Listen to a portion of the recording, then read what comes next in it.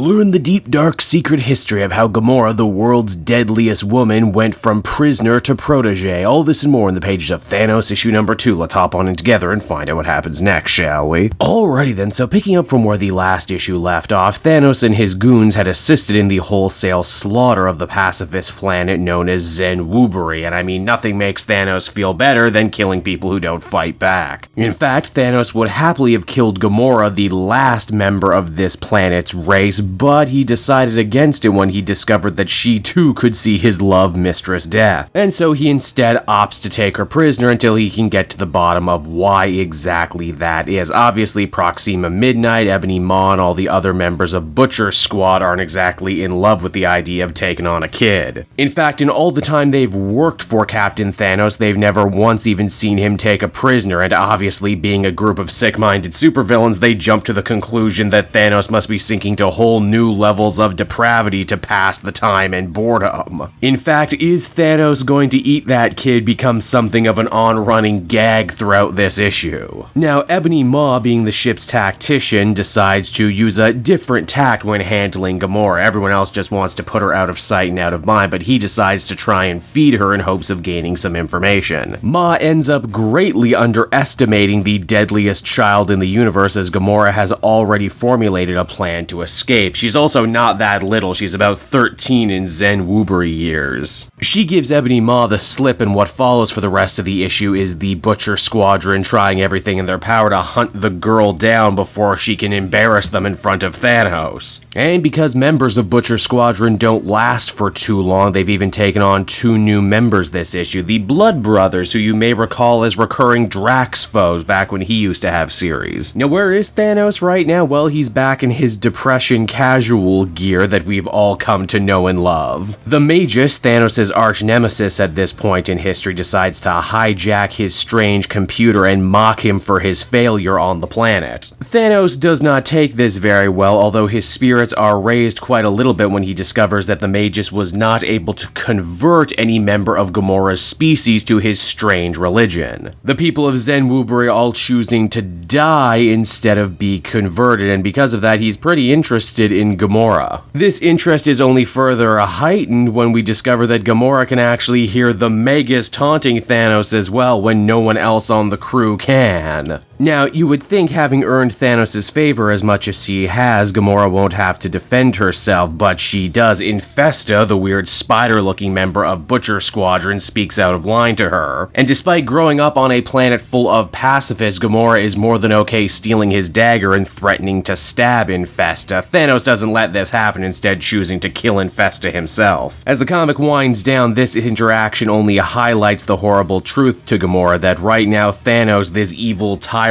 considers her quite the curiosity, and so long as he does, she'll survive. But should she ever step out of line, there'll be nothing stopping Thanos from punishing anyone and everyone around her just to send a message. And so that was Thanos issue number 2, everybody, and once again I gotta say I'm really enjoying what Tini Howard is laying down here in this series. They're really choosing to highlight the whole Stockholm syndrome of Gamora's early years, especially the whole doing whatever it takes to survive and eventually coming to identify with your captor, even if there's someone as evil and alien as Thanos is. Heck, we're even seeing some parallels drawn between Gamora and Thanos. Thanos was obviously a major outlier within his own species, and Gamora seems to be kind of the black sheep of her species before they were destroyed. This issue also plants a ton of really interesting seeds for where this series could go in the future, and I gotta say, I'm very interested to take that ride. Overall, I'd give this an 8 out of 10. Really solid stuff. Hey there everyone, it's your old pal Cave Joel again. I want to thank you so much for watching to the end of the video. I hope you enjoyed what you saw, and if you did,